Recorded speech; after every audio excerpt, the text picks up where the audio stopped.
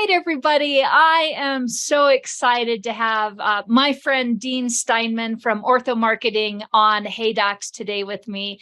I cannot wait for you guys to hear what he has to say about marketing and just, he's got so many years of experience. And I know that this is going to be a podcast, one of our sessions that you're going to want to listen to the very end. So Dean, thank you so much for being on Hey Docs. And I thought I'd just have you, like I have everybody, just kind of start us off for somebody who maybe doesn't know you. I know you've been in our industry for a long time, but maybe it's a new doc out there.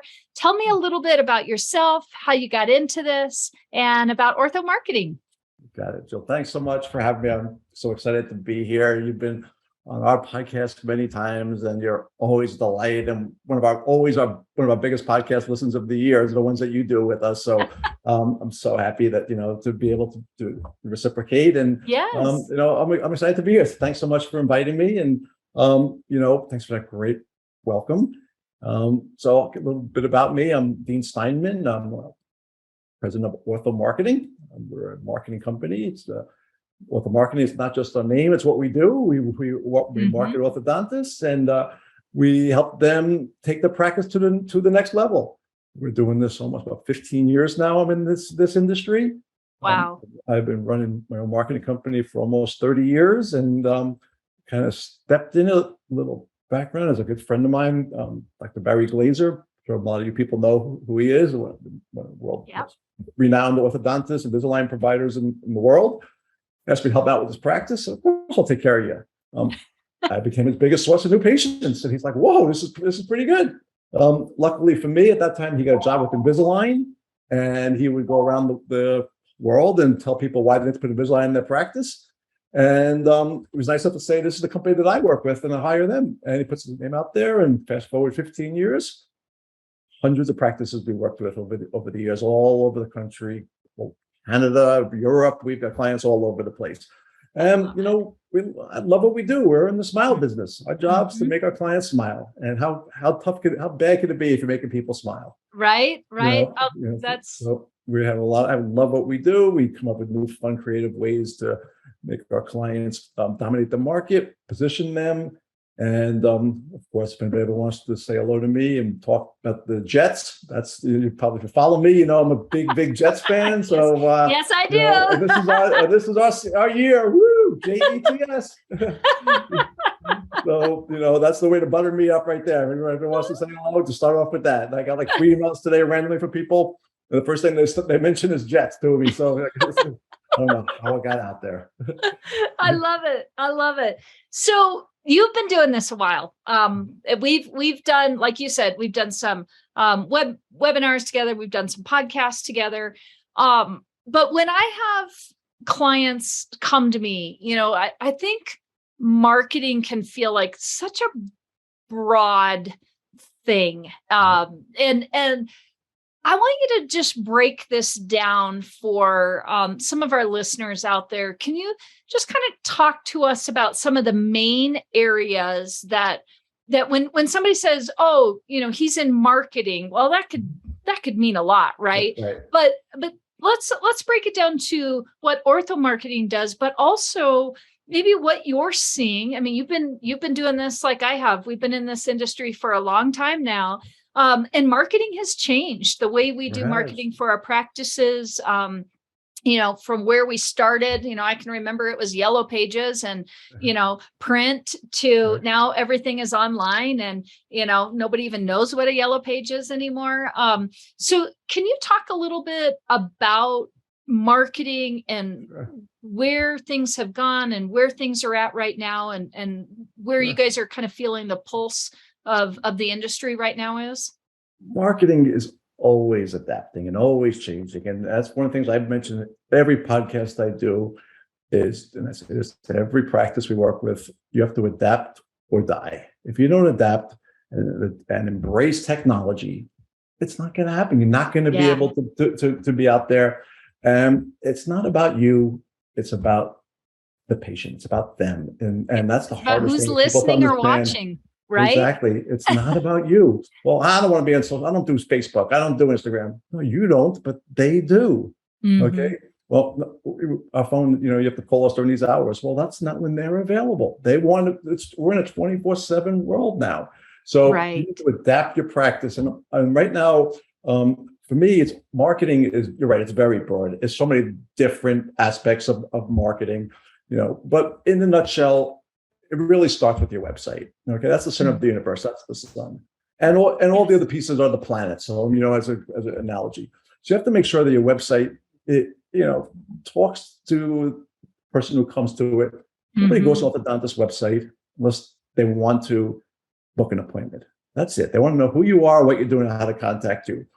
Back when I used to build websites, 10, 15 years ago, there'd be 40, 50 pages or more of content. And nobody reads that anymore. Nobody's got time for that. Exactly. So your website has to really be clean. It's got to work on every single platform where people are, from the phone to tablets to what have you. Yes. And when somebody gets there, forget the fluff, forget that. It's make it look nice, professional, show your differentiator. Okay. And how can they contact you? That's it.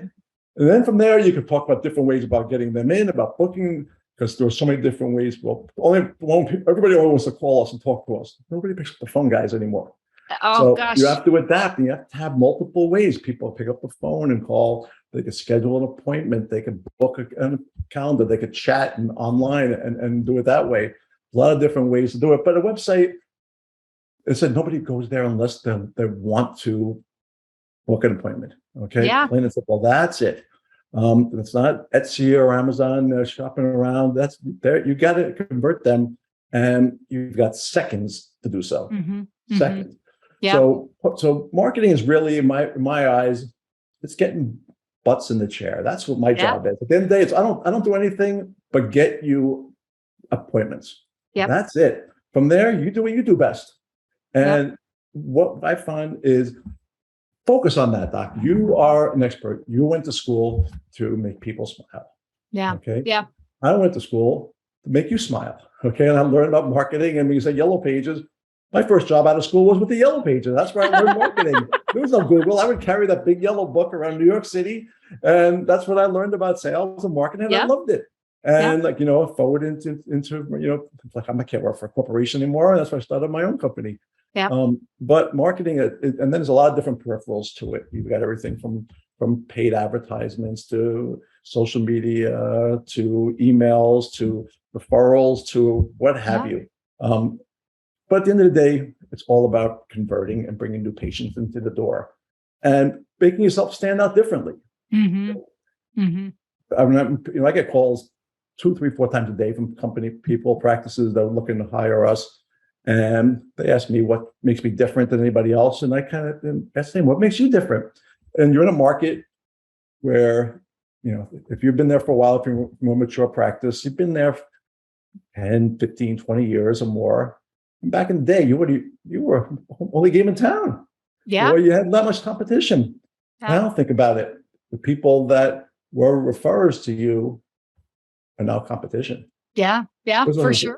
There was no such thing as direct to consumer. You didn't have to worry about, companies advertising with $1 million budgets and $10 million budgets to come in at half the price of you and go directly to the consumer.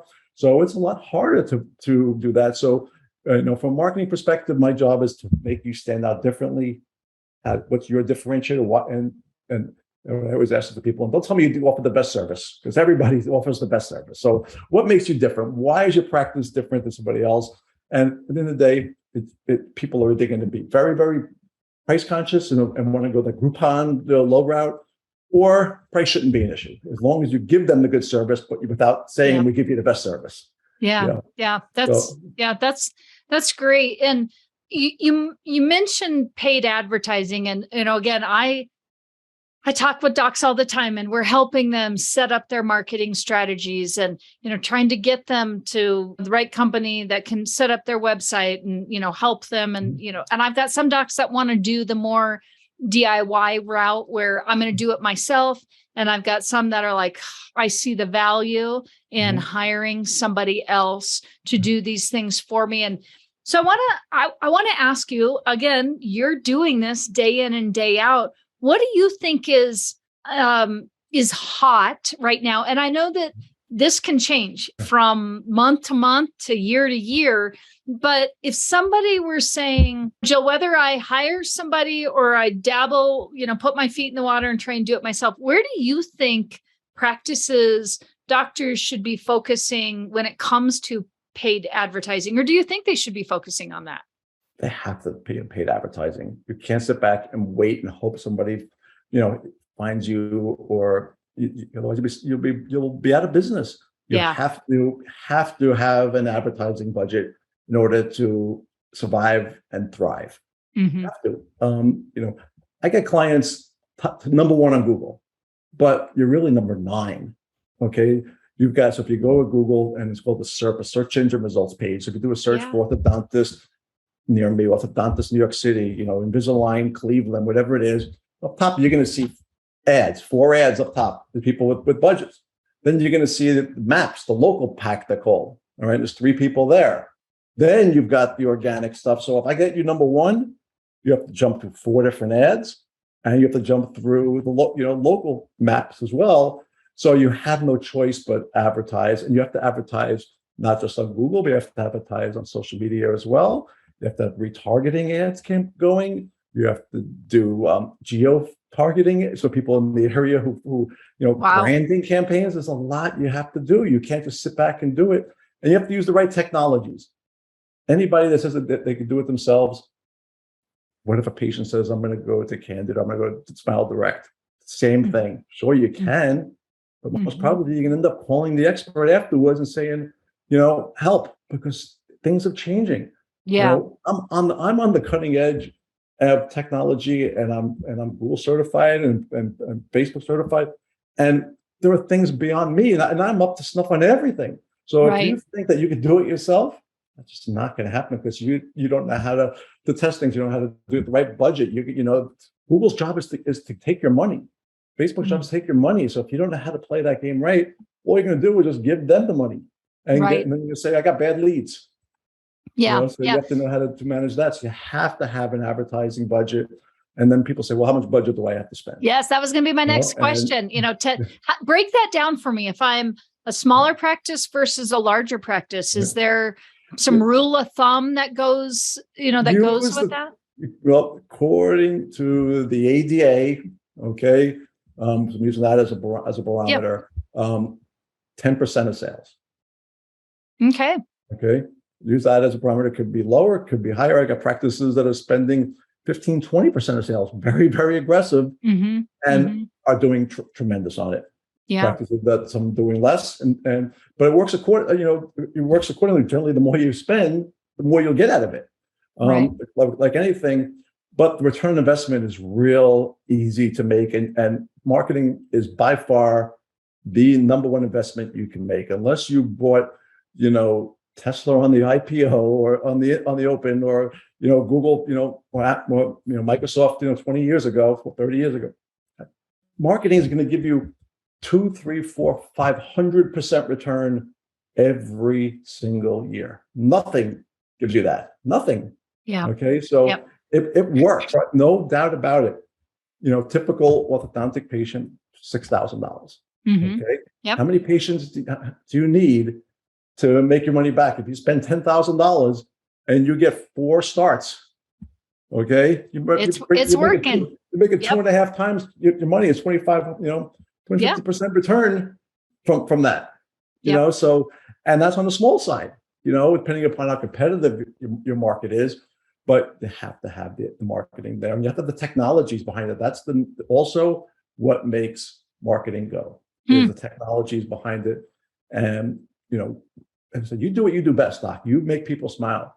There are so many different great programs out there that take you out of the equation and take your staff out of the equation. And so I work with 100 practices, and 99% of them, if I ask them what the number one issue with their practice is or what they could change, staff, because they just don't get it, or they don't have it, or they don't understand it, or they don't have the bandwidth to do it. The average person needs to be responded to within 7 minutes. Otherwise, they're pointing to somebody else. 7 minutes. Yeah. Okay? And I think You're not I think responding that's, to them in 7 minutes. There's no way you are. yeah. Especially if you're closed for 2 hours of lunch every day, what's going to happen? Somebody fills out a form on your website to request an appointment. There's no way you get in touch with them in 7 minutes. So, and what happens if somebody does contact you and you leave a message? You're calling them back? When are you calling them back? Are you emailing them back? Are you texting them back? How often? The answer is probably no. Maybe one message or one email, and that's it. You have to reach out to the person on average 10 times before they come back in. Wow. And then keep going from there. I've got practices that, 12, 18 months out, we're going back and retouching people that came back in and bringing practices $10, $20, $30,000 a month of new revenue, or people that just fell into a black hole because you just forgot about them and have the bandwidth to do it. So you have to with that. And I think that that's such a good point, because, I feel like we've been so focused on our industry on the conversion from when they're in our office to conversion. Right. But I think we really have to, with just the way our marketing is now and how patients get a hold of us, I think as practice owners and as, any of our team members that may be listening, we have to be thinking about patient contact to conversion. Are we, we're spending this money, imagine, you're saying 10% of your net receivables a year, you're putting that out towards your marketing. And, that's going to be some digital, that's going to be a lot of different things out there. But imagine you're spending, imagine that you're spending that and we aren't even, like you said, being able to communicate with our patient within the time that they're communicating with us. Right.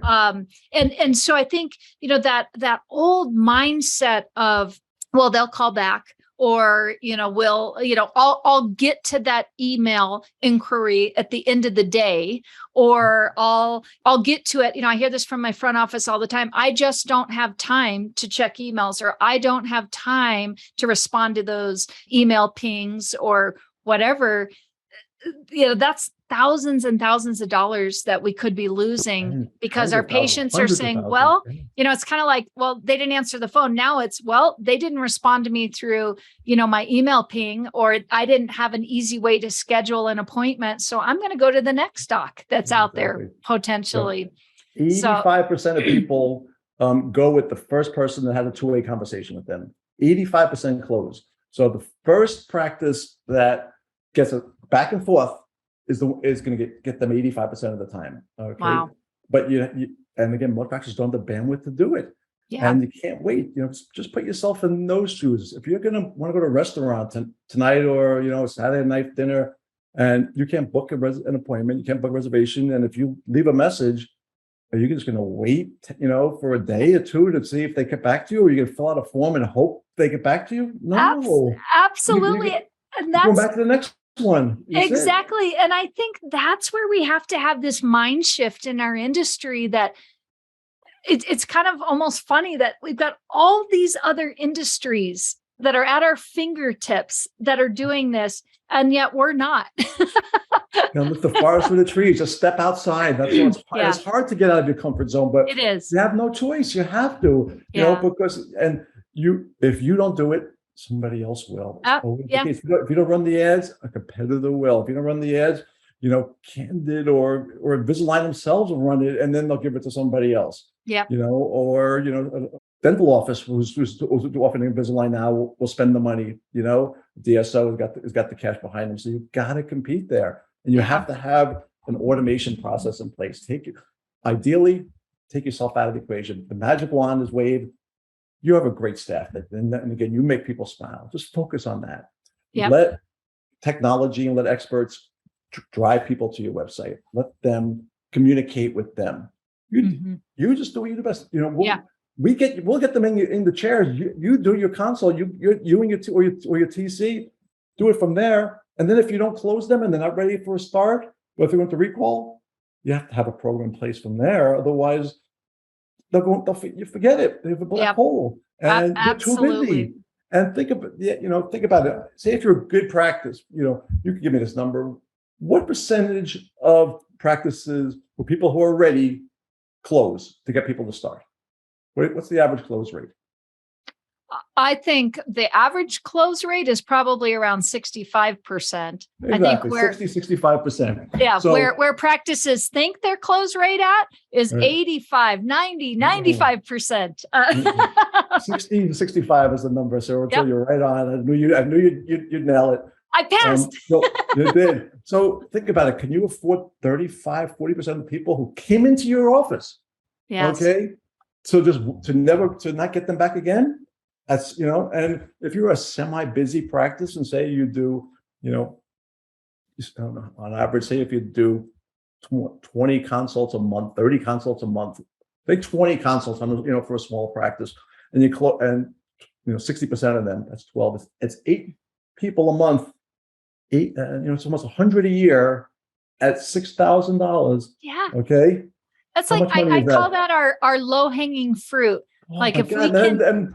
And just have to have some kind of reason to get back to them and just keep it going, and you don't. So you have to have this process in place, and they're not bad leads. As I say, they're just not ready, or you don't have the process in place. You're an expert. You focus on getting those teeth straight. Automate, take the process there, because that's the world we're in now. So you have to be able to let people do that, through all different ways, through texting, through phone calls, through emails. And I'm sure you see phone calls are down. Nobody picks up the phone anymore. Nobody even answers the phone. But I always tell, my practices, I'm like, when was the last time? I just want to think about this. When was the last time you actually answered a phone that came through on, a phone call that comes through on your device, and it wasn't in your favorites? If it's somebody you don't know, you don't pick it up. You're not answering it. And I'll tell you, even for me, if I'm like almost annoyed, everyone's laughing probably, when somebody leaves a message, like, are you kidding me? You just left me a message.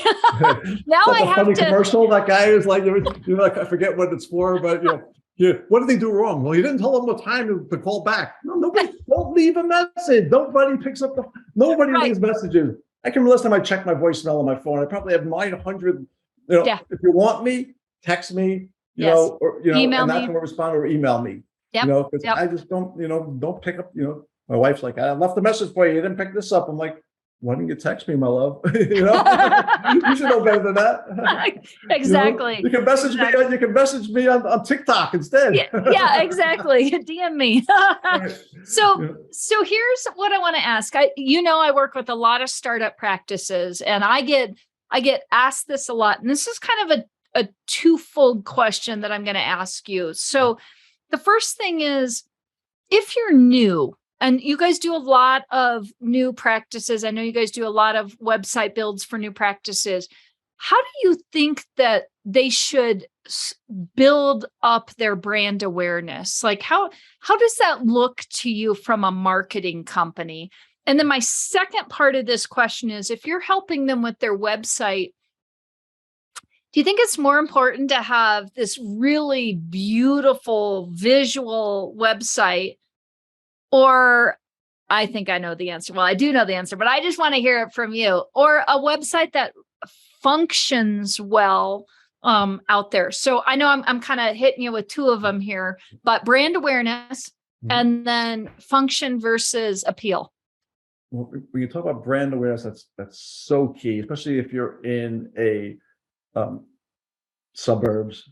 If you're in a major metropolitan area, it's hard for brand awareness because of so many people, and you get lost in the noise. But if you're in suburbs of a large city, you're competing with 5, 10, 15 other practices, you've got to have some sort of PR, some sort of presence on social media. SEO is very important for a website as well. I always tell new practices that are opening up, have your website launched at least 3 months before you're open. Okay. At least 3 months, because it could take Google at least that amount of time to even know you exist. You don't want to wait until you open and then just sit there and twiddle your thumbs because nobody's going to find you. So, so at least 3 months out, so you got to start your website process 5, 6 months before you're open, because it takes a couple of months to build it at least. Then you have to start doing the SEO on it there. And I just want to say, can you say SEO, just in case somebody doesn't know what that means? SEO is being found on Google. Search engine optimization is what that means. But, it's pretty much something that you did today. Anybody who's watching or listening to this, probably 30 times already today is going to Google and look for something. Okay. Yep. That's what it is. The internet once you start getting things rolling, you become a mature practice. The internet guaranteed is going to be your number one source of new patients.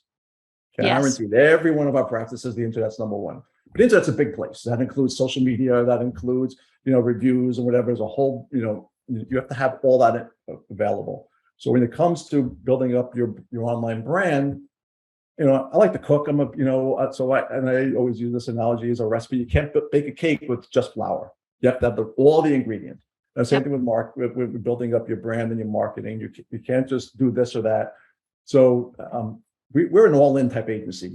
Actually, I could build you just a website or just do your, SEO, help with social media. But if you don't have all the pieces in play, it's not going to work. Okay, you can't have too many chefs in the kitchen, and you have to have all the right pieces in play. So you have to, if you're a startup practice, you have to have a budget involved, have to have advertising money put aside. All right. And you got to be aggressive at the beginning. You could scale back and then push forward again, but you got to come out with guns blazing because nobody knows who you are. Yeah. You need to have a budget in marketing and to go out and schmooze people and start working from referrals and start building up your pedo and GP or, an oral surgeon referral base and get out there and start taking them for lunch, and we'll have a nice referral pad or book to give them at least to start building that up and gifting. And because that's going to be a big source too. You don't really need a big social media play because you don't have any patients that'll market for you yet. That's what social media is. Just a quick little tangent on that. Don't just post for the sake of posting, okay? Because that does nothing. Social media does not move your needle at all as far as bringing in new patients, because the people who, especially for an orthodontic practice, the people that follow you are your patients. Yes. So to ask them to come in for a consult when they're already in treatment doesn't make any sense. So the only way to move the needle on social media is to get what's called UGC, user-generated content. Have your patients tell their friends how great you are. Only way that works. Only way. And then you take that content, then you put it on your page, and then you build up your brand that way. So people that have these beautiful, I want to be the king or queen of Instagram, blah blah blah. Not going to happen. Doesn't do anything for your practice, okay, except for make you potentially think it's great, but it's not going to go anywhere. But you do have to have some type of presence, and somebody's going to look at your Instagram feed. You want to see things there. You don't want to have nothing on it. So from an early stage practice, you want to have a little bit of basic, posting on it, but don't go crazy because you have no patients to follow you. So you need to really start doing a branding campaign on Facebook, Instagram. Facebook mom groups that are very, very, very powerful that you need to get involved with. There are things like Nextdoor, which is a big growing company that will promote you locally for advertising or sponsorships.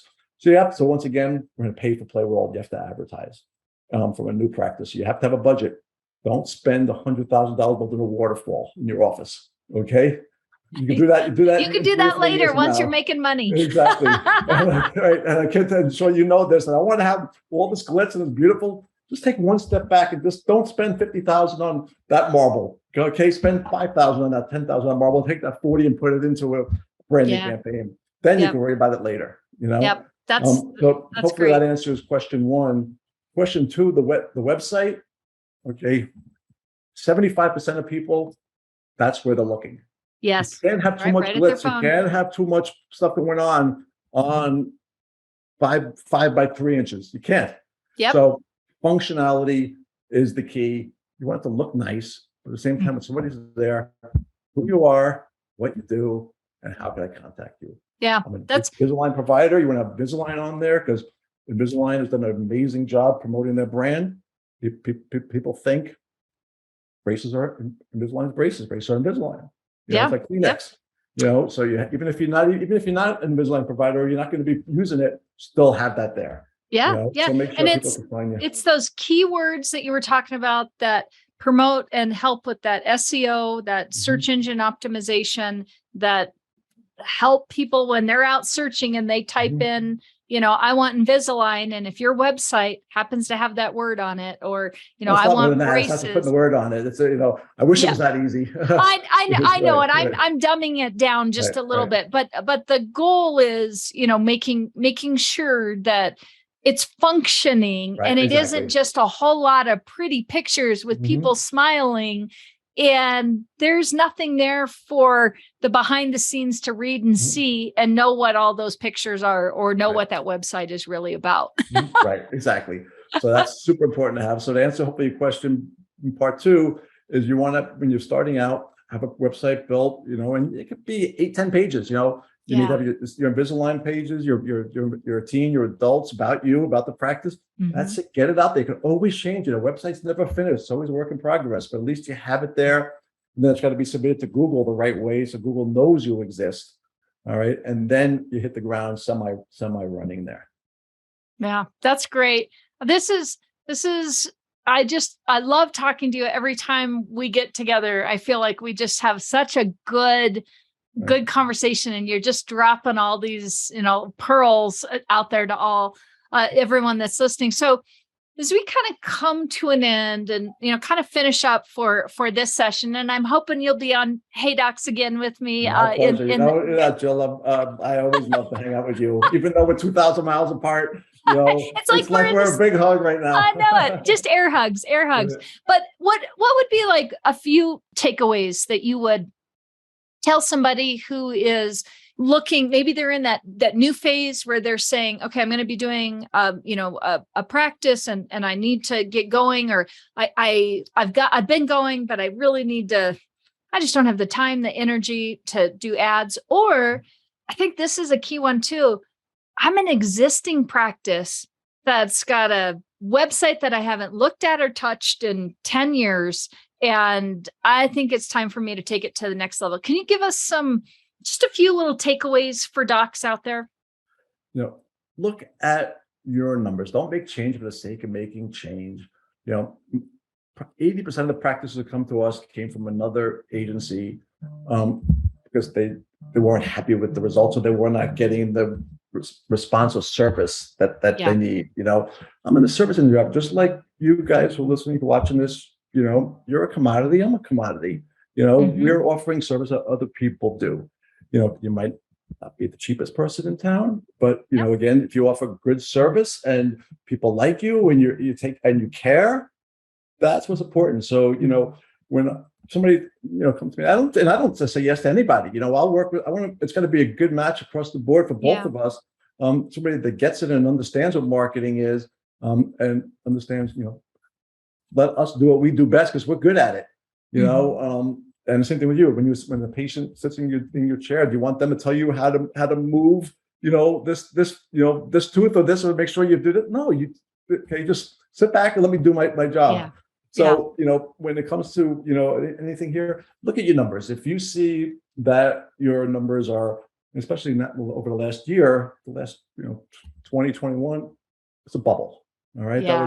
That was an aberration. But now look this year.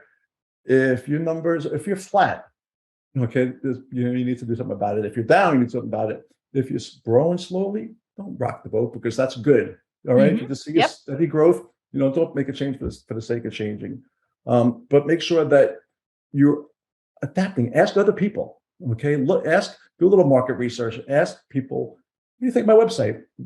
Or ask somebody that's not in your backyard. Hey, can you just take a quick look and Google, Invisalign in this town, and look at 3 websites and know which one you think is the best.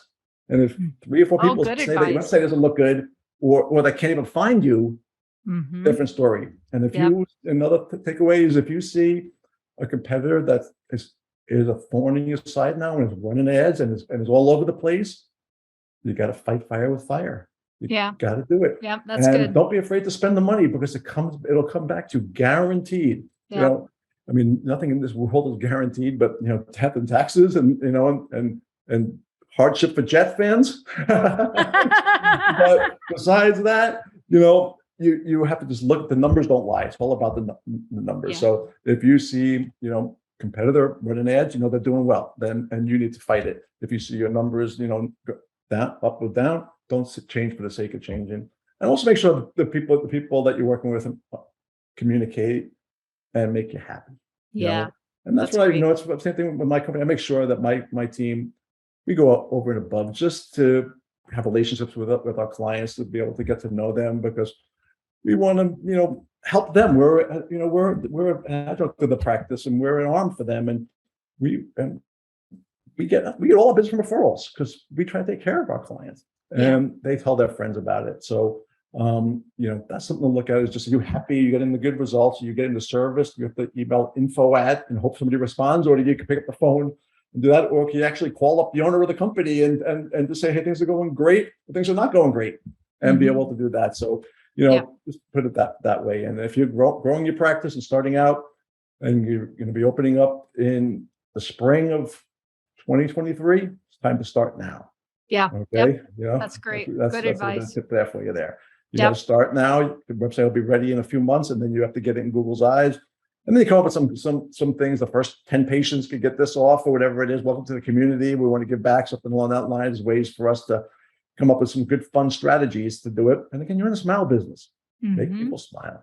Yeah, that's great. Oh, so I always love talking to you, because you've always got just good information. So, Dean, if somebody wants to get a hold of you, wants to reach out to Ortho Marketing, what's the best way they can do that? You can email me directly, dean@orthomarketing.com. Okay. And follow us on social. We're all over the place. We're on Instagram. We're on YouTube. You can check out our podcast. You listen to things I've done with Jill in the past. We try to give a lot of information out there. And we're out there all the time. But again, just email us, come to our website, and love to see if we could help you out. And I appreciate it. Thanks so much. Yeah, absolutely. Thanks so much for having me. Yeah, absolutely. So I'm sure you know this. I like to finish up all of my podcasts with a little speed round. Are you up for the challenge of going through Jill's speed round? Bring it on. I love it. I love it. All right. How about this one? Describe your style in one word. Fun. I love that. How about this? What are you listening to or watching right now? I am watching. I just finished last night Dope Sick. Oh, I haven't heard that. Not a fun show, but it's very interesting. If anybody, it's the story of Oxycontin and the buildup of that, and it was pretty eye opening. It was scary. So wow. So I just finished heavy, that but night. I'm sure very interesting. Very, sure. And a lot of stuff you didn't know. I just finished that last night. Yeah, that's great. Yeah. That's great. If there was something you do just for you, what would it be? I would sit at my barbecue and try some new type of cook with a nice tequila in my hand. That's me. I knew it. And you were nice enough to share one of your favorites with me, and you know how to pick them. Thumbs up. Do you have a hidden talent? I am the world's worst singer. Oh, that's a good one. So we should do karaoke together sometime. But we can. If karaoke Dean, I used to call it. So, and it was, I know I can't sing it for a lick, but I just love it anyway, and I'm the worst. That's the best. Exactly, the best worst singer. That's great. And then as we finish up, if you had a big, hairy, audacious goal, do you have one? And you want to share it with us? My big, hairy, world famous goal is to sit at the middle of February one day at the Super Bowl with a big smile because the Jets just won it. That's my goal, to sit there. And I've had season tickets for the Jets for 44 years. Oh, okay. Well, let's hope that is coming soon. Please, that's my goal. That's my dream. Yeah, I'll be a happy guy from that day on. Even though I'm happy now, that would be it. You will be on cloud 9 for weeks. Exactly. Cloud 999. Forget it. That's great. Well, Dean, thanks again for being a part of Hey Docs, and until next time. All right. Thanks so much, Jill. Thanks so much. Okay, everybody, happy smiles. Yep. Bye. Dean Steinman landed in the smile business 15 years ago when he founded Ortho Marketing. Shortly after, Ortho Marketing became the go-to agency for orthodontic and dental practices wishing to dominate their market. His 25 years of digital marketing experience, coupled with his proven track record growing orthodontic practices, has made Dean an internationally sought-after marketer in the industry.